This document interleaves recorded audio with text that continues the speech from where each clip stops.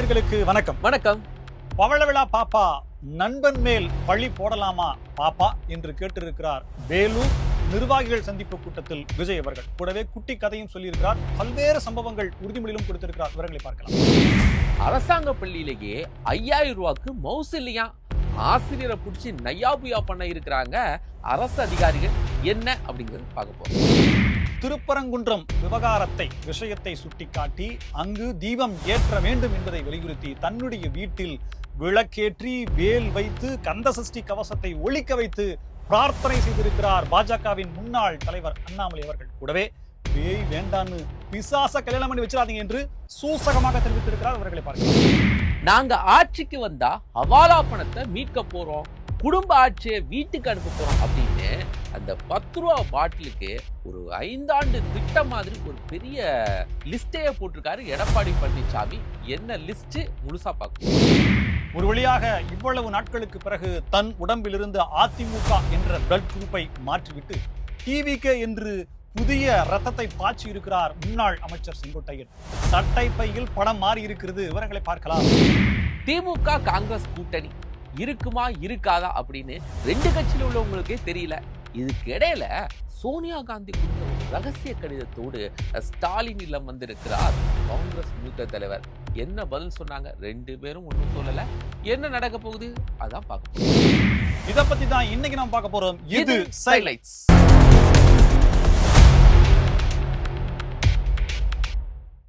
வேலூரில் நிர்வாகிகள் சந்திப்பு கூட்டம் விஜய் நடத்தி இருக்கிறார். ஆமா, அடுத்த சந்திப்பு கூட்டம் வரைக்கும் இதுதான் தலைப்புச் செய்தி, பிரேக்கிங் செய்தி, டிபேட் செய்தி மற்றும் ஆங்கில உருது பத்திரிகைகளில் வரும் செய்திகள் இதுதான். புரட்டி எடுத்திருக்காரு. பேச்செல்லாம் பளிச்சு இருந்துன்னு பேசுறாங்களே. பவளவிழா பாப்பா அப்படின்னு சொல்லல, பட் நம்ம நினைவு இருக்கணுமே அப்படின்னு சொல்றதுக்காக நம்ம சொன்னோம். என்னன்னு பாத்தீங்கன்னா 41 பேர் மரணத்திற்கு தமிழக மக்கள் எல்லாம் நண்பர்கள்னு சொன்னீங்களே, நானும் உங்கள் நண்பன் தானே, இந்த நண்பன் மேல அபாண்டமா நீங்க பழிய சுமத்தலாமா அப்படின்னு ஒரு கேள்வியை கேட்டிருக்காரு. கூடவே ஒரு குட்டி கதையும் சொல்லியிருக்காரு. ஜல்லிக்கட்டு காளையாமா, அதை அடக்கிறதுக்கு நிறைய பேர் வந்தாங்களாமா, யாருனாலையும் முடியலையாமா. ஒரு இளைஞன் போனானாமா, கையில் பாக்கெட்டில் விட்டுட்டே போனானாமா, கையில் பாக்கெட்லேருந்து எடுத்து பார்த்தா புல்லு கட்டுன்னு தான், அதை அப்படியே கொண்டு போய் காட்டில் விட்டானாமா. இதில் பார்த்தீங்கன்னா புல்லு கட்டு தான் டிவிக்கே, அப்புறம் பெரியவங்கள்லாம் வந்துட்டு மக்கள், காளைகள் தான் கட்சிகள், காளைகள் தான் பிரச்சனைகள் என்ற மாதிரி ஏதோ ஒன்று சொல்லியிருக்காரு. இந்த கதையெல்லாம் கேட்டு அப்படியே புள்ளியை வச்சுட்டு அப்படியே போய் அழுத்திட்டு வர போகிறாங்க. ஆமாம், பச்சை பட்டனை அமுத்துங்கள் அப்படின்ற மாதிரிலாம் சொல்லியிருக்காரு. 5000 பேர் சந்திப்பு கூட்டம் அப்படின்றது சொல்லப்பட்டதுனால ஏற்கனவே சேலத்தில் நடந்ததும் அங்கு நடந்த உடல்நலக் குறைவால் ஒருவர் உயிரிழப்பு. Note this point your honour.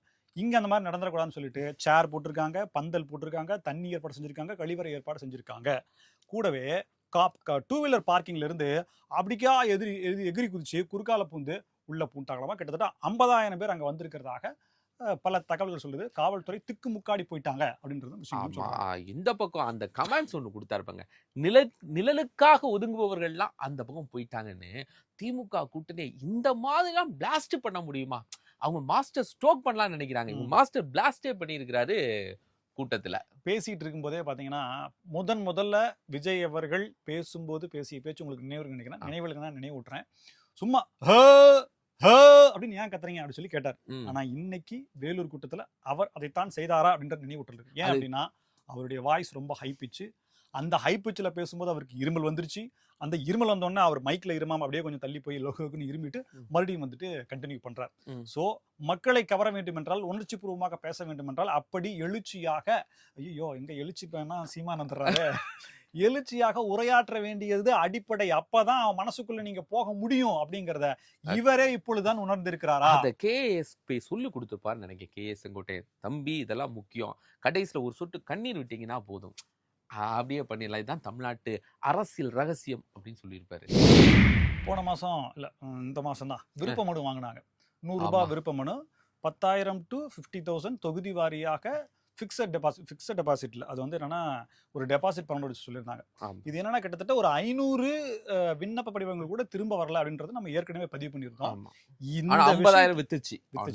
இந்த விஷயத்தின் காரணமா விஜய் அவர்கள் ரொம்பவே கடுப்புல இருக்காரு. ஒரு டிடி கூட எடுத்து அனுப்ப முடியாதா அப்படின்னு சொல்லி கேட்டதா? இது கூட தெரியாதா? அப்படி சொல்லலாம். இதுக்கு என்ன காரணங்கள் அப்படின்னு சொல்லி உடனே உண்மை கண்டறியும் குழுவை வச்சு அமைச்சோம் அப்படின்னோம்னா, ஒண்ணு அவங்க பொருளாதார பலம் இல்லாதவர்களாக இருக்காங்க. இன்னொன்னு அவங்க பெரிய பிரபலமா இல்லாத அரசியலினுடைய அந்த அடிப்படை தெரியாம இருந்தாங்க அப்படின்ற மாதிரி சில காரணங்கள்லாம் சொல்லப்படுது. நீங்க இப்ப என்னன்னா 10,000 ரூபாய் கட்ட சொன்னீங்கன்னா எப்படிங்க ஆமா. எடுக்கிறது? இப்ப இன்னும் முக்கியமான காரணம் என்ன அப்படின்னா, இந்த கூட்டணி அப்படிங்கிறது இன்னும் அமையல. ம். இப்ப தாவேகா தனிச்சு தான் நிக்குதா? அப்ப விஜய் அவர்கள் எப்படி எங்க தொகுதியில வெற்றி பெறுவதற்கான வாய்ப்பா இருப்பாரு அப்படின்றனால ஒரு தயக்கம் இருக்கு அப்படின்ற மாதிரி சில காரணங்களை கண்டறிஞ்சிருக்காங்க. இந்த காரணங்கள் எல்லாம் வரிசைப்படுத்தி 1, 2 அப்படின்னு சொல்லி பாடுறதில்ல. நிவர்த்தி செய்வதற்காக விண்ணப்பத்தை திருப்பி கொடுக்கும் நாளை எக்ஸ்டெண்ட் பண்ணலாமா? ம். கூடவே இந்த பணப்பிரச்சனை இருக்கக்கூடிய அதே நேரத்துல நாங்களே அந்த காசு தொகுதியில கொடுத்துடலாமா? செல்வாக்கா இருக்கக்கூடியவங்களுக்கு பலன்களை பெறுவதற்காக உதவி செய்யலாமா ஆ. அப்படின்ற மாதிரி சொல்லிருக்காங்க. இதை தாண்டி எலெக்ஷன்ல ஒருவேளை உங்களுக்கு சீட்டு தாவேகா சார்பில் கொடுக்கப்பட்டால் நீங்க தான் செலவு செய்யணும் அப்படின்ற அச்சுறுத்தல் எல்லோருடைய ஆழ் மனதிலும் இருக்கிறது. இருக்கிறது. அதை தான் யாருமே ஓவர் கம் பண்ணல. எல்லாரும் கூட்டம் வர்றாங்க. 5000 பேர் வாங்கினா 50,000 பேர் வாங்குறாங்க. ஆனா விண்ணப்ப படிவம் அப்படின்னு சொல்லி பார்த்தா 500 பேர் நின்று போடுறாங்க. இது மற்ற ஆத்தரைஸ்டு கட்சிகளுக்கும் நீண்ட காலமாக இருக்கக்கூடிய கட்சிகளுக்கும் இதுக்கும் பெரிய வித்தியாசமா இருக்கு. இதைத்தான் சொல்றாங்க அப்படின்றத அவர் உணர்ந்திருக்கிறார். ஆனா நீங்க சொல்லக்கூடிய ஆத்தரைஸ்ட் கட்சியில கூட அந்த விருப்ப மனு எல்லாம் வாங்கி அந்த இன்டர்வியூ நடத்துறாங்கல்ல, அப்போ நீங்க எத்தனை கோடி செலவு பண்ணுவீங்க? 10 கோடியா? ஓகே. 25 கோடியா? அப்படின்னு தானே கேக்குறாங்க. ரெண்டாவது இப்ப இந்த ரேஷியோ அதாவது 500 பேர்னு வச்சுக்கிட்டா 234 தொகுதியில கணக்கு போட்டீங்கன்னா ஒரு தொகுதிக்கு எத்தனை பேர் வராங்க? 2 பேர் வர்றாங்க. சோ 40% வாக்கு வங்கியை வச்சிருக்கேன்னு சொல்ற ஒரு கட்சியில ஒரு தொகுதியில 2 பேர் தான் விருப்ப மனு வாங்கி இருக்காங்களா அப்படின்றது கணக்குகளினுடைய கேள்வியா இருக்கு. இதுக்கு அவர் என்ன பதில் சொல்ல போறாருன்றது தெரியல. இந்த நேர்காணல் ஒன்று ஒரு ஞாபகம் வருது. திரு ஸ்டாலின் அவர்கள் கதிர் ஆனந்த நேர்காணல் பண்றாரு. அதுல நீங்க என்ன சமூகம் அப்படின்னு கேட்க, நாங்க வன்னியர் சமூகம் அப்படின்னு சொல்ல, ஓ இப்பந்தான் துரைமுருகன் கூட இருந்து இதெல்லாம் கண்டுபிடிச்சிங்களா அப்படின்னு ட்ரெண்டிங் ஆகிட்டே இருக்குது. இப்போ நேர்காணல்லாம் டிஎம்கேல அப்படிதான் நடக்கும் அப்படின்னு இந்த நேரத்தில் பதிவு செஞ்சுக்கிறேன். 2026 சட்டமன்ற தேர்தலுக்கு யார் தயாரானாங்களோ இல்லையோ, காங்கிரஸ் ரொம்ப மும்முரமாக தயாராயிடுச்சு. கொஞ்ச நாட்களுக்கு முன்பாகவே நாங்கள் குழு அமைத்து 70 நாட்கள் ஆகிவிட்டது, திமுக எங்களை அழைக்கவில்லை, காங்கிரஸ்காரர்கள்லாம் வருத்தத்தில் இருக்கிறார்கள் அப்படின்னு கிறிஸ்டோடங்கர் சொன்னார். மாணிக்கம் தாக்கூர் நிறைய இப்படி அப்படி சில்லற பாய்ஸ் அப்படின்னு புதிய ஹேஷ்டேக் எல்லாம் போட்டார், ஆட்சியில் பகிர்வுன்னு போட்டார். என்னெல்லாம் நடந்துச்சுன்னு தெரில. திமுக ஒரு வழியா நாங்கள் February 22 குழு அமைப்போன்னு ஒரு டேட்டு குழு அமைத்துட்டு யார் யாரை என்னன்னைக்கு பேச போறோம், மதிமுக, ஐயுஎம்எல், விசிகா, அந்த லிஸ்ட்ல காங்கிரஸை காணும். ஐயுஎம்எல் எல்லாம் பேசி முடிச்சுட்டாங்க. திடீரென்று ஸ்டாலின் அவர்களுடைய வீட்டுக்கே காங்கிரஸ்ல இருந்து ஒரு தலைவர் வருகிறார். யார் அப்படின்னா KC வேணுகோபால். அழையா விருந்தாளியா? அழைச்சாங்களா அழைக்கலையான்னு தெரியல. பட் சிறப்பு விருந்தினராவா அழையா விருந்தாளியாவா உங்கள் பார்வைக்கு? அதுல பாக்கெட்ல ஒரு கவர் மட்டும் வச்சிருந்தாரு. இந்த கவரை யார் கொடுத்தாங்கன்னா, டெல்லியில இருந்து திருமதி சோனியா காந்தி அவர்களே படக்கு நீங்க ஓபன் பண்ணக்கூடாது அப்படின்னு சீக்கிரட்டா இது ஸ்டாலின் அவர்கள்ட்ட கொடுக்கணும் அப்படின்னு கொடுத்துருக்காங்க. நீங்க இந்த கொரியர் எல்லாம் எழுதிருக்கேன் பாத்தீங்களா? if seal is broken or open do not accept this package ன்னு போட்டுருப்பாங்களா? அது மாதிரி ஏற்கனவே ஃபோன் பண்ணி ஐயா உங்களுக்கு ஒரு கவர் வருது, அந்த கவர் கிழிந்திருந்தாலோ அல்லது பிரித்திருந்தாலோ அதை ஏற்க வேண்டாம். ஆமா அப்படின்னு அதுல எழுதியிருப்பாங்கன்னு நினைக்கிறேன். பட் உள்ள இருந்த சமாச்சாரத்தை சொல்றதுக்கு முன்னாடி கொண்டு வந்த KC வேணுகோபால் யார் தெரியுமா? அவர் தான் முதல்ல விஜய் கூட போனா நல்லா இருக்கும் அப்படின்ட்டு ஒரு நேர்காணல கொடுத்து இந்த பதட்டத்தை உருவாக்குனவர்.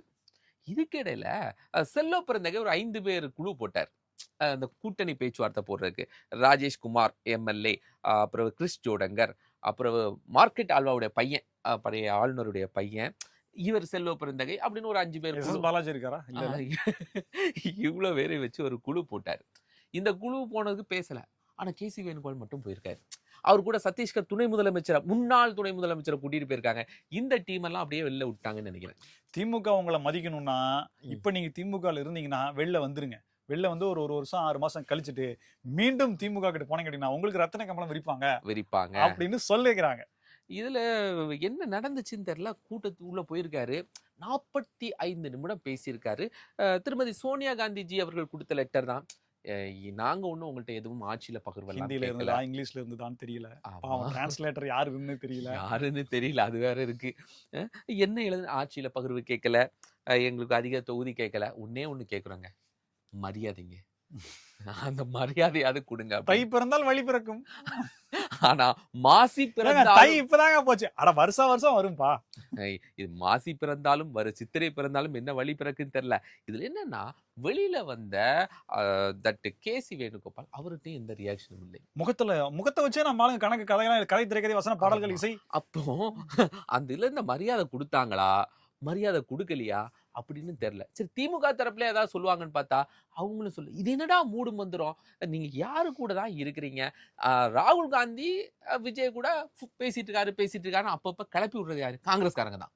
ஆனா ஸ்டாலின் கூட பேச மாட்டேங்கிறாரு.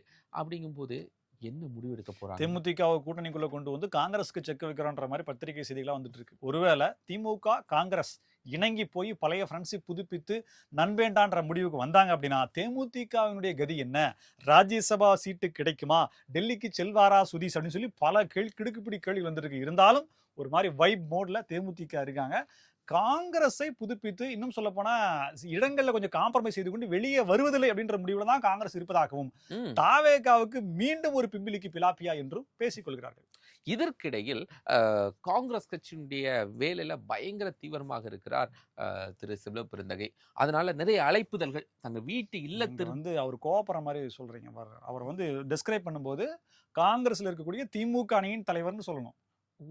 அதனால்தான் தேர்தல் நேரத்துல வீட்டு திருமணத்தை வைத்து திருமண வேலையில பயங்கர பிஸியா இருக்கிறார். அந்த பத்திரிகையை வச்சாரு, அதுல மிகப்பெரிய சர்ச்சை ஆகி போச்சு. நாராயண் திருப்பதி அவர்கள் அவர் ஒரு கருத்தை சொல்ல அதுக்கு பல பேரும் பொங்கி வர நானா மாறினேன் ஏன் மாப்பிள்ள தானே அப்படின்ற மாதிரி அவங்க சொல்ல தனி தொகுதியில் நின்னதே தப்பு, அவர் வந்து தகுதி நீக்கம் பண்ணி பதவி நீக்கம் பண்ணணும்ன்ற தலைவர் இப்படிலாம் செய்யலாமா அப்படின்னு போட்டிருக்காரு அப்படின்னு சொல்ல இதுக்கு திருமுருகன் காந்தி ஒரு பதிவு போட்டிருக்காரு. சாணி மூளைன்ட்டு எந்த பொது வெளியில இந்த மாதிரியான வார்த்தைகளை பயன்படுத்துது? ஒரு கடமை, கண்ணியம், கட்டுப்பாடு, சமூக நீதி, பொறுப்புணர்வு எதுவுமே இல்லையா ஐயா என்று கேட்கிறார்கள். அத தமிழ்நாடு மாநில காங்கிரஸ் தலைவர் என்ன தெரியுமா, திமுக தலைவரே நீங்க எலெக்ஷன் வேலையை பாருங்க, ஜெயிக்க பாருங்க, நான் வீட்டு கல்யாண வேலையை பாக்குறோம், ரெண்டு பேருமே என்ன பண்ணிக்கலாம் பாத்துக்கலாம். காங்கிரஸ் தானே, நீங்க எத்தனை காங்கிரஸ் தோத்தா ஐயா இல்ல திருமண வேலையா கொஞ்சம் அதனால வெற்றி போச்சு, அடுத்த முறை பாத்துக்கலாம் அப்படின்னு. அது வரைக்கும் இருந்தா தானே அப்படின்னு சொல்லி அவங்க பேசிக்குவாங்க. சஷ்டியும் கிருத்திகையும் ஒன்றாக வருகிறது. இந்த நன்னாள்ல திருப்பரங்குன்றம் தீபத்தை ஏற்றுவதற்கான அந்த பிரார்த்தனையை நீங்க செய்யுங்க அப்படின்னு சொல்லிட்டு தமிழக பாஜக முன்னாள் தலைவர் அண்ணாமலை அவர்கள் தன்னுடைய வீட்டுல வெள்ளி வேல் வச்சு முருகருடைய படம் வச்சு கீழே நல்லா அப்படியே திவ்ய பிரபந்தமா அமர்ந்து கொண்டு தீபம் காட்டி கொண்டிருப்பதாக வீடியோவை எக்ஸ் வலைதளத்தில் போட்டு வேண்டுகோள் விடுத்திருக்கிறார். இதை தாண்டி பாஜக தற்போதைய தலைவர் நயினார் நாகேந்திரன் அவர்கள் அவரு பதிவே போட்டிருக்காரு. அவரு மக்களுக்கும் ஒரு செய்தியை சொல்லி விளக்கத்தை சொல்லி வேண்டுகோள் விடுத்திருக்காரு. என்ன அப்படின்னா 6 தீபம், யாருக்கு? முருகனுடைய 6 முகங்களுக்கு, 6 படை வீடுகளுக்கு 6 தீபம். உங்களுடைய பகுதியின் நன்மை வேண்டி ஒரு தீபம், மொத்தம் 7 தீபம் ஏத்துங்க அப்படி சொல்லிட்டு பிரார்த்தனையும் செய்யுங்கன்னு சொல்லி அவரும் கேட்டிருக்காரு. அண்ணாமலை அவர்கள் கூடவே ஒரு படி வைத்து பேசியிருக்கிறார். பேய் வேண்டாபென்று பிசாசை நீங்கள் வழிந்து திருமணம் செய்து வைத்து விடாதீர்கள் அப்படின்னு சொல்லி சூசகமா சொல்லியிருக்காரு. அது பேய் என்பது பவளவளா பாப்பாவாகவும், பிசாசு என்பது விசில் சத்தத்தோடு வருகிறதா அப்படின்ற ஒரு கூற்றும் மைத்தும் இருக்கிறது. இதுல இருந்து மக்கள் புரிந்து கொள்வார்கள். சோ அதனால யார் வரணும் அப்படிங்கறது, அதாவது நிறைய விஷயங்களை சுட்டி காட்டி எடப்பாடி பழனிசாமி தான் வரணும்னு அவர் நினைக்கிறார். பக்குவப்பட்ட சில விஷயங்களை யார் செய்யறாங்க, முதல்ல வீட்டுல இருந்து மக்களுக்காக யார் வெளியில வர்றாங்க அப்படின்ற கேள்வியை அவரு கேட்டிருக்காரு. மக்கள் பிரச்சனைகள், அதாவது பூத் ஸ்லிப்பு, அந்த பூத் ஏஜென்ட் அப்படின்றது இருந்தாதான் அந்த பகுதி மக்களுடைய பிரச்சனை அவருக்கு போகும். அவர் மூலியமா தன்னுடைய ஒன்றிய செயலாளர், மாவட்ட செயலாளர், அமைச்சர், முதலமைச்சர் அப்படின்றது அந்த செய்தி கடத்தப்படும். இந்த கட்டமைப்பே இல்லாத ஒருத்தர் எப்படி நீங்க வர முடியும் அப்படின்ற ஒரு கேள்வி முன்வைத்து போடக்கூடிய ஓட்டை ஏதோ ஒண்ணுக்கு போட்டு வீணடிக்காம உருப்படியா போட்டு நல்லபடியா போடுகின்ற வேண்டுகோளை யாருக்கு போட சொல்றாரு? அவர் பொதுவா சொல்லியிருக்காரு. இந்த நன்னாள்ல தீபத்தோட அவர் அரசியல் கலக்கல, தீபத்தோட நல்லெண்ணெயும் அந்த 5 எண்ணெயும் தான் கலந்துருக்காரு. ஆமா, திராவிடத்தையும் பகுத்தறிவையும் ஒரு கலக்கல. என்னப்பா திராவிடம் வேற பகுத்தறிவு வேறையானா அது உங்க பார்வைக்கே விட்டுற, ஏன்னா எவ்வளவு மூட நம்பிக்கைகள் அப்படிங்கிற மாதிரி ஆயிடும் அப்படின்ற அவரும் வேண்டுகோள் விடுத்திருக்கிறார். சோ திருப்பரங்குன்றம் தீபம் விஷயத்துல இவர் வீரவசனம் பேசி தமிழ்நாடு தலைகுனியாதுன்னு சொல்லி பேசுனீங்க, நீதிமன்றத்துல போய் ஒட்டுமொத்த அலுவலர்களும் ஆலம்படா அப்படின்னு சொல்லி தலை குனிந்து நின்றார்களே, மன்னிப்பு கேட்டார்களே அப்படின்ற கேள்வியும் பகுத்தறிவாதிகள் மாவட்ட ஆட்சியர், எஸ்பி எந்த இவங்க அன்கண்டிஷனல் அதெல்லாம் சொல்லலாம் மன்னிப்புக்கு என்ன மன்னிப்பு கேட்டிருக்காங்க. அவங்க கேட்டது அப்படி மன்னிப்பு மாதிரி வச்சுக்குவோம். என்ன தயா எடுத்து சொல்லுங்க தயா அப்படின்ற மாதிரி இருக்கு. தமிழ்நாட்டுல எந்த அமைச்சர் என்ன துறை அப்படின்னு கண்டுபிடிக்கணும்னா, எந்த துறையில பல பல பிரச்சனைகள் தொடர்ந்து வந்துட்டு இருக்கோ அந்த அமைச்சரை ஈஸியா கண்டுபிடிச்சிடலாம். அப்படி ஒரு அமைச்சர் தான் அன்பில் மகேஷ் பொய்யாமொழி. நீங்க காவல்துறை சொல்றீங்களா நினைச்சிட்டேன். சரி, ஓகே. ஆமா, அது பெரிய பெரிய தலை கண்ட்ரோல்ல பெரிய இருக்கு. அமைச்சரா? இவர் சின்ன தலை. கிட்டத்தட்ட துரைமுருகனுடைய இடத்துக்கே வந்துட்டார். அந்த அசம்பிளிக்குள்ளேயே சேர்ல உட்கார்ந்து ஃப்ரெண்டுன்னு பக்கத்துல உட்கார்ற ஒரு நாள். அதுக்கு பாருங்க யாருக்கு ஃப்ரெண்டுன்னு தெரியல. முதலமைச்சர் கூடயும் ஃப்ரெண்டா உட்கார்ந்துக்கிறாரு, இந்த பக்கம் ஃப்ரெண்டா உட்கார்ந்துக்கிறாரு. சார் நீங்க ஃப்ரெண்டா இருக்கறலாம் பிரச்சனை இல்ல, எல்லாருக்கும் முன்னாடி ஃப்ரண்ட்ல இருக்கறதா இப்ப பிரச்சனை. ஏற்கனவே சென்னையில ஒரு ஸ்கூல்ல ஒருத்தரை கூட்டிட்டு வந்து பேச வச்சு அங்க பஞ்சாயத்தாயி யாரை நீங்க இடைநீக்கம் செஞ்சீங்க அப்படின்னா அங்க உள்ள ஆசிரியரை. ஆனா தப்பு உங்க மேல, உங்கள்கிட்ட தான் ரெஃபரன்ஸ் லெட்டர் வாங்கிட்டு வந்து அங்க பேசினேன்னு அவரே சொன்னாரு. இப்ப அதே மாதிரி தென்காசியில ஒரு ஸ்கூல், அங்க பேச வர்றதுக்கு யாராவது பெரிய ஆராய்ச்சியாளர்கள், சயின்டிஸ்ட் இவங்களெல்லாம் கூப்பிடணும். நீங்க தான் உங்களுக்கு கீழே ஸ்கூல் இருக்குங்கிறதே மறந்துடுறீங்களே. ஆனாலும் அந்த ஹைச்சம் சரி நம்ம நம்பி 4 பசங்க வந்துட்டாங்க, அவங்களுக்கு இந்த சமூகத்துல இருந்து 4 பேரை கூட்டிட்டு வந்து நல்ல விஷயத்த சொல்லி கொடுக்கணும், அவங்களுக்கு ஃபியூச்சரை பத்தி இது பண்ணணும்னு அந்த ஆசிரியர் முன்னெடுத்து ஒரு விஷயத்த பண்ணியிருக்காங்க. எங்க அப்படின்னா தென்காசி மாவட்டம் செங்கோட்டையில இருக்கக்கூடிய SRM அப்படிங்கிற ஒரு ஸ்கூல்ல. அந்த ஸ்கூல்ல வந்து அந்த சமூக ஆர்வலர் எல்லாரும் கேட்குற மாதிரி தான், நல்லா படிக்கணும், அப்புறம் இந்த சமூகத்துல இலவசங்கள் தாராங்க, அது தாராங்க அப்படின்னு நீங்க சோம்பேறியா இருந்துடக்கூடாது. கல்வி தான் முக்கியம், லெபார்டரி தான் முக்கியம், நிறைய உடற்பயிற்சி தான் முக்கியம், நிறைய படித்தால் இதெல்லாம் உங்களுக்கு தேவையில்லை அப்படின்னு சொல்ல வந்தவர் ஒரு கேள்வி கேட்டிருக்காரு. இலவசங்கள் குறித்து என்ன நினைக்கிறீங்க? இந்த 5000 1000லாம் கொடுக்குறாங்க, இதெல்லாம் பத்தி நினைக்கிறேன், நீங்களாம் விரும்புறீங்களா அப்படின்னு கேட்டிருக்காங்க. அந்த வாத்தியாரு படிச்சவங்க ஆமா. பாரதியார் சொன்னதை சொல்லிட்டாங்க. ஆனா நடக்கிறது திராவிட மாடல் ஆட்சி. இங்க கருணாநிதி சொன்னதான் சொல்லணுங்கிறது அவங்களுக்கு தெரியாம போச்சு. இருந்தாலும் அந்த 5000 வாங்கினவங்க அவங்க வீட்லயும் இருப்பாங்க, 1000 வாங்கினவங்க இருப்பாங்க. ஒரு 10 பேராவது இது சரிதாங்க அப்படின்னு தூக்கி இருந்தா திராவிட மாடல் அரசு கொஞ்சம் நிம்மதியா இருந்திருக்கு. ஒரே ஒருத்தர், அதுவும் யாரோ கைய பிடிச்சி தூக்கி விட்டுருக்காங்க நினைக்கிறேன், இது சரிதான் அப்படின்னு சொல்லி. இவ்வளவு செலவு பண்ணிருக்கேன், என்ன பார்த்து தெரியலன்னு சொல்லிட்டாடா, எப்படா சொல்லலாம் சொல்லி மூக்கு முக்கா குத்துவாரு. இப்போ ஒரு 50 பேர் 70 பேர் தூக்கி இருந்தா கூட இந்த கல்வித்துறை ஒண்ணும் செஞ்சிருக்காது. அமைச்சு ஒரே ஒரு செஞ்சு சூப்பர் கேள்வியை போட்டாலும் 6 அடிச்சான் பாத்தியா, நோ பால்ல 6யா. இத நம்ம யூடியூப்ல போட்டு நம்ம டிவி சேனல்ல எல்லாம் போட்டு இன்னார் அந்த ஆசிரியருக்கு தலைமை ஆசிரியர் பதவி உயர்ப்பா அப்படி நினைச்சுதான் கேட்டாங்களா என்னமோ அதுவும் தெரியல. ஆனா என்ன நடந்துச்சுன்னா ஒரே ஒரு ஆளு சம்பவம் பெருசாகி என்ன இவ்வளவு உரிமை தொகை கொடுத்த பிறகும் எல்லாரும் விஜய் ஃபேன்ஸா இருக்கீங்களா அப்படின்னு சொல்லி இதுக்கப்புறமா அந்த வீடியோவை நீங்க போஸ்ட் பண்ணாம இருந்திருக்கணும்.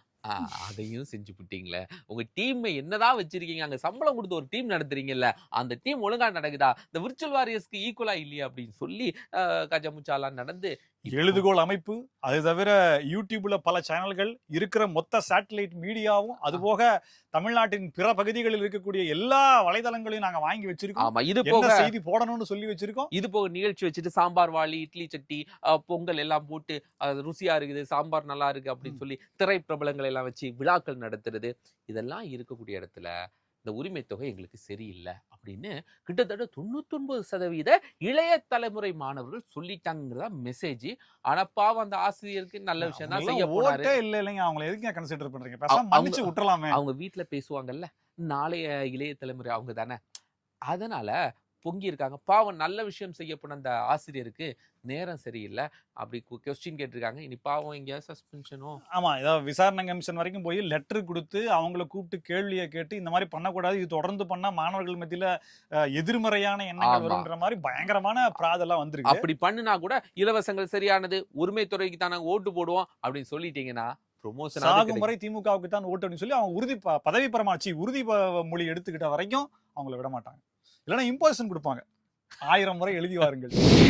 வேலூர் நிர்வாகிகள் சந்திப்பு கூட்டத்தில் பல சம்பவங்கள் நடந்திருக்கு. அதில் குறிப்பிடத்தகுந்த இன்னொரு விஷயம் என்னவென்றால், தன்னுடைய உடலில் இருக்கக்கூடிய இரத்தத்தை, அதிமுகவின் இரத்தத்தை கடைசி சொட்டையும் நீக்கிவிட்டு அதே நேரத்தில் TVK என்ற புது ரத்தத்தை தன்னுடைய உடலுக்குள் பாய்ச்சி இருக்கிறார். அதன் விளைவாக தன் சட்டைப்பையில் இருந்த முன்னாள் முதலமைச்சர் ஜெயலலிதாவினுடைய உருவப்படம் மாறி உருமாற்றம் பெற்று அது எங்கு சென்றது என்று தெரியாத போது வினாவிக் கொண்டிருக்கும் போது அதே இடத்தில் விஜய் அவர்களுடைய படம் வந்திருக்கிறது. இது பட்டவர்த்தனமாக டிரான்ஸ்பரண்டாக ஒளி ஊடுருவக்கூடிய அந்த காட்சிகளாக தமிழர்களின் கண்களுக்கு பட்டதால் அது இப்பொழுது பத்திரிகை செய்தி ஆகிவிட்டது. யாரு? செங்கோட்டைக்காரர். Yes, Red Fort. ஆமா, கோபிச்செட்டிப்பாளையத்தினுடைய நாயகர். அவர் தான் பண்ணியிருக்காரு. ஸோ எப்படி வந்து சபாநாயகர், முன்னாள் சபாநாயகர் தனபால் அவர்களுடைய மகனை அப்படியே கொக்கி போட்டு தூக்கி எடுத்தது இவர்தான். ஓ, அவர் தான் தூக்கிட்டு வந்தாரு. எஸ், இவர் தான் போன்ல பேசி கன்வின்ஸ் பண்ணி உனக்கு முதலமைச்சர் போஸ்ட், இது துணை முதலமைச்சர், அமைச்சர், எம்எல்ஏ போஸ்ட் போட்டியிடுறதுக்கு ஒரு வாய்ப்பு வாங்கி தாரேன் அப்படின்னு சொல்லிட்டு, அண்ணே உங்களுக்கு அது எதுக்குப்பா, உனக்கு நான் வாங்கி தரேன் அப்படின்னு சொல்லியிருக்காரா என்னன்றது தெரியல. கூட பாத்தீங்கன்னா அந்த மக்கள் சந்திப்பு கூட்டத்தில், சாரி செயல் வீரர்கள் நிர்வாகிகள் சந்திப்பு கூட்டத்தில்லைங்க, திரும்ப திரும்ப சொல்ல முடியலைங்க, மன்னிச்சிங்க. அந்த கூட்டத்தில் பார்த்தீங்கன்னா உறுதிமொழி கொடுத்திருக்கார். இலவசங்கள் கொடுக்கறது இல்ல, பெண்களுக்கு பாதுகாப்பு, பெண்கள் கழிவறைகளுக்கு இரும்பு கேட்டு, நிறைய விஷயங்கள் சொல்லியிருக்காருங்க. முதல்ல தண்ணி விடுங்கய்யா. இந்த மாநாட்டில் தண்ணி கொடுத்துருக்காங்க, கூடவே கழிப்பிடங்களும் வச்சிருக்காங்க. என்ன கூட்டத்தை தான் கட்டுப்படுத்த முடியல, அரசியல் மையப்படுத்தப்பட்ட தொண்டர்களை சற்றே இளைப்பார செய்யுங்கள் ஆண்டவர் அப்படின்ற மாதிரி தான் கேட்டிருக்காங்க. இது எல்லாத்துக்கும் மேல அந்த 2 பேர் 2 படம் கொண்டு வந்திருக்காங்க. ஒரு படத்துல பாத்தீங்கன்னா விஜய் அவர்கள் சிம்மாடு கட்டிக்கிட்டு நல்லா நீண்ட வேல் வச்சுட்டு, சாரி சிம்மாடு இல்ல, ஒரு குல்லா போட்டு நீண்ட வேல் வச்சு நிக்கிற மாதிரி இருக்கு. என்னன்னா முகமது ஜோசப் விஜய் அப்படின்றாங்க. அடுத்து அதாவது ஏற்கனவே சொன்னாங்க, ஐயா கருவாடு சாம்பார் போட்டு கருவாட்டு சாம்பாரா வைக்காதீங்க. இவர் அந்த கருவாட்டு சாம்பார்ல தொட்டுக்க தயிர் கொடுத்திருக்கிறார். ஆமா, இப்ப அப்படிதானே இருக்கு. முகமது ஜோசப் விஜய் அப்படின்னு சொல்லி போட்டிருக்காங்க. எம்ஜேவி. அப்புறம் இன்னொரு படத்துல பாத்தீங்கன்னா அவருடைய முகத்தை வந்து இயேசுநாதர் போல மாற்றி ஒரு படத்தை இப்படி எடுத்துட்டு வந்து அப்புறம் என்னமோ கூடவே இது போட்டிருக்கிற மாதிரி, அதாவது 3 மதங்களையும் இதெல்லாம் பாண்டிச்சேரி அரசியலுக்கு ஓகே. இந்த மாதிரி டிஃபரன்ஸா மாத்துறது தமிழ்நாட்டுக்கு கேரளா, ஆந்திரா, கர்நாடகா அப்படின்னு போகும்போது பிரச்சனை ஆகுமே, ஜிஎஸ்டி ப்ராப்ளம் வருமே அப்படின்ற மாதிரி கேட்டிருக்காங்க. இருந்தாலும் தீவிர தொண்டர்கள் விஜய் பக்கம் இருக்கிறார்கள் அப்படின்றத ஆணித்தரமாக அடித்து உடைத்து நொறுக்கி சொல்கிறார். எடப்பாடி பழனிசாமி கிட்டத்தட்ட எலெக்ஷன்ல ரொம்ப முன்கூட்டியே மக்களை சந்திப்போம், தமிழகத்தை மீட்போம் அப்படின்னு ஒரு பயணம். கிட்டத்தட்ட 183 மக்களை காப்போம், தமிழகத்தை மீட்போம் அப்படின்னு ஒரு கூட்டம். அதுல எல்லாரும் செஞ்சு 183 தொகுதிகளை நெருங்கிட்டார். இப்ப சென்னை அம்பத்தூர்ல அவர் பேசின விஷயம் ரொம்ப முக்கியமா பார்க்கப்படுது. குடும்ப அரசியல், ஹவாலா பணத்தை நேரு பதுக்கி வைத்திருக்கிறது. எங்க பதுக்கி வச்சிருக்கிறாரு? எல்லாத்தையும் ஃபாரினுக்கு பதுக்கி வச்சிருக்காரு. அவர் எங்க பதுக்கி வச்சிருக்காரு? கொண்டு திருப்பதி உண்டியல்ல போட்டாரு. அது வெறும் 44 லட்சங்க. நீங்க என்னங்க, பல கோடிகளை, அதாவது பொதுப்பணித்துறை கண்ட்ரோல்ல இருக்கக்கூடிய அந்த குடிநீர் இருக்கு இல்லையா, அது நகராட்சி துறையில இப்ப இருக்கு. அதுல ஒவ்வொரு போஸ்டிங்க்கும் 30 லட்சத்துல இருந்து 35 லட்சம் வரைக்கும் நேரு பெற்றிருப்பதாக எதிர்கட்சி தலைவருக்கு ஏதோ டீட்டெயில் கிடைச்சிருக்கு, ஈடிக்கு கிடைச்சது மாதிரி. எனக்கு என்னன்னா, சபாநாயகர் அப்பா வந்து ஒரு குற்றச்சாட்டு முன் வச்சிருந்தார். தங்கம் விலையை ஏற்றி விட்டார் பிரதமர் நரேந்திர மோடி சொல்லியிருந்தார். திமுக என்னைக்கு ஆட்சிக்கு வந்ததோ இந்த 5 வருடங்கள்லாம் தங்கம் வரலாறு காணாத அளவிற்கு விலை உயர்ந்திருக்கிறது.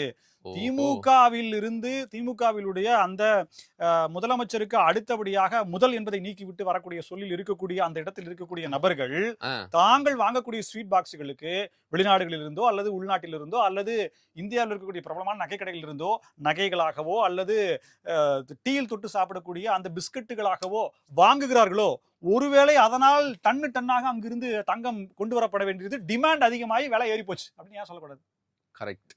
எவ்வளவு விஷயம் இருப்பாங்க, எப்படிலாம் வாங்கலாம் அப்படிங்கிறது எப்படி திமுக உள்ளவங்களுக்கு தெரிஞ்சிருக்கும், அது மாதிரி ராமுக்கும் தெரிஞ்சிருக்கு ஏதோ ஒரு டீட்டெயில். அதுல பாதி டீட்டெயில எடப்பாடி பழனிசாமி வெளியிட்டிருக்காரு. அது இன்னொரு லிஸ்ட்டை போட்டுக்காருப்பாங்க. மதுபானத்துறை அதுல எவ்வளவு பாருங்களேன், ஒரு பாட்டிலுக்கு 10 ரூபாய். ஒரு நாள் 1 கோடியிலிருந்து 1.5 கோடி பாட்டில் வரைக்கும் என்ன ஆகுது, சேல்ஸ் ஆகுது. அப்போ ஒரு பாட்டிலுக்கு 10 ரூபாய்னா 1.5 கோடி பாட்டிலுக்கு கிட்டத்தட்ட ஒரு 15 கோடி ரூபாய் ஒரு நாள் வருகிறது. 10 நாளுக்கு நீங்க பாத்தீங்க அப்படின்னா 150 கோடி. ஒரு மாதத்திற்கு பார்த்தீங்கன்னா 450 கோடி. ஒரு வருடத்துக்கு பார்த்தீங்கன்னா 5400 கோடி. அப்போ 4 வருஷத்துக்கு பார்த்தீங்கன்னா 24,000 கோடி. பாட்டிலே 24,000 கோடியா அப்படின்னு மலைக்க வைத்திருக்கா. இந்த ஊழல் செஞ்சதெல்லாம் எங்க இருக்கு அப்படின்னா அதுவும் ஃபாரின்ல தான். இதை தாண்டி கனிம வளங்கள் கொள்ளை, மலையை அப்படியே பேக் பண்ணி ஆந்திராவுக்கும் கர்நாடகாவுக்கும் அனுப்பிடுறோம்ங்க. இதுல என்னன்னா, விக்கிற பாட்டில்ல தான் நம்ம சொல்றோம். ஆனா இதுல கணக்குல வராது, மதுபானத்துல லாபம் அதெல்லாம் இருக்கு. யார்கிட்டலாம் போகுதுன்னு தெரியல. சமீபத்துல டிஆர் பாலு ஐயா அவர்களிடம் நடத்திய, அண்ணாமலை அவர்கள் நடத்திய கப்பல். குறுக்கு விசாரணை. ஆமா. 2 கப்பல் தான் ஏன் வாங்கினேன்? ஆமா எனக்கு 10 கார் இருக்கு. வால்வோ கார்ல தான் வந்தேன். இப்ப என்ன அதுக்கு? அதெல்லாம் இன்கம் டாக்ஸ்ல டாக்ஸ் கட்டிட்டேன் பாரு அப்படின்ற மாதிரி அவர் பேசிய அந்த துணியும், இந்த சொல்லக்கூடிய இந்த கணக்குகளும் இப்ப அவரை பார்த்தோமானால் 10 கப்பல் பாலுன்னே சொல்ல ஆரம்பிச்சிட்டாங்க. அடே 10 அருமையா இருக்குதே. ஆமா 10 கப்பல் பாலு தலைமையில் திமுக கூட்டணி பேச்சுவார்த்தை குழு அமைக்கப்பட்டது. 10 ரூபாய் பாலாஜி, 10 கப்பல் பாலு. என்ன என்னத்த சொல்ல? ரைமிங்? இவங்கெல்லாம் வைத்து கூட்டணி பேச்சுவார்த்தை, தேர்தல் அறிக்கையெல்லாம் தயாரிக்க இருக்கிறார்கள். பட் எடப்பாடி பழனிசாமி இதெல்லாம் அடிச்சிருக்கிறாரு. பட் என்ன வருது அப்படிங்கிறத தேர்தல் நேரத்துல பார்க்கலாம். இன்னும் அனல் வீசப்படும் அப்படிங்கிறதும், இன்னும் பல டீட்டெயில்களை எடப்பாடி பழனிசாமி சூரியனை எந்த ஆனாலும் ஒண்ணும் பண்ணாது. அஹ், ஏற்கனவே திமுக மீது பல குற்றச்சாட்டுகள் வைக்கப்பட்டிருக்கும் நிலையில சமீபத்தில் நடந்த மாநாட்டிற்கு அரசு பேருந்துகள் பயன்படுத்தப்பட்டதா? மேட்டுப்பாளையத்துல ஊட்டி போறதுக்காகவும் கூடலூர் போகிறதுக்காகவும் நள்ளிரவுல நிறைய பயணிகள் நிக்கிறாங்க. கிட்டத்தட்ட 3 மணி நேரமாக பேருந்து வரலன்ற குற்றச்சாட்டுல பார்க்கும்போது அப்புறம் தான் கேட்டு விசாரிக்கும் போது இந்த பேருந்துகள் எல்லாம் மாநாட்டுக்காக அனுப்பப்பட்டு விட்டன. வரும்போது நான் பார்த்தேன் கிட்டத்தட்ட 40 பேருந்துகள் சாலையின் ஓரத்தில் நிறுத்தி வைக்கப்பட்டிருக்காங்க. ஒட்டுமொத்த அரசு இயந்திரத்தையுமே தன்னுடைய கட்சியினுடைய பணிகளுக்காக பயன்படுத்திக் கொள்கிறதா திமுக அப்படின்ற குற்றச்சாட்டும் மக்கள்கிட்ட ஒரு கொந்தளிப்பும் ஏற்பட்டிருக்கு. குழந்தை குட்டியோட இன்னும் கூடலூர் அப்படிங்கிறது இந்த பக்கம், அதாவது மலையோட மேட்டுப்பாளையத்திலிருந்து குன்னூர் வழியா போனோம்னா ஒரு ரூட்டு, கூடலூர் வழியா போனோம் ஊட்டிக்கு. இப்ப கூடலூர்ங்கிறது அங்க போயிட்டு அங்கிருந்து அவங்க வீட்டுக்கு மறுபடியும் போறேன், நான் எப்ப போறது அப்படின்ற கேள்வியா அவர் வைக்கிறாரு. ஏற்கனவே அங்க பேருந்துகள் குறைவு. பேருந்துகள் குறைவு, கடைசி பேருந்து வரல அப்படின்னா எப்படி போக முடியுன்ற பல குற்றச்சாட்டுகள் வைக்கிறாங்க. இந்த போராட்டம் செஞ்சா அவங்கள கைது பண்றதுக்காக அரசு பேருந்துகள் இயக்கப்படுது, அதுலயும் எந்த வரைமுறையும் பின்பற்றப்படுகிறதான்ற கேள்வி. இது போன்ற மாநாடுகள், திமுகவினுடைய கூட்டங்கள் நடக்கும்போது தொண்டர்களை அழைத்து வருவதற்காக பேருந்துகள் பயன்படுத்தப்படுகிறதா அப்படின்றதுக்கு வெள்ளை அறிக்கை கொடுப்பார்களா, விளக்கம் கொடுப்பார்களா அப்படின்ற கேள்வி மக்கள் மத்தியில குற்றச்சாட்டுகளா எழுது. இதே போல பல புதிய தகவல்களோடு மீண்டும் உங்களை சந்திக்கிறோம். இது சைலைட்ஸ். நன்றி, வணக்கம்.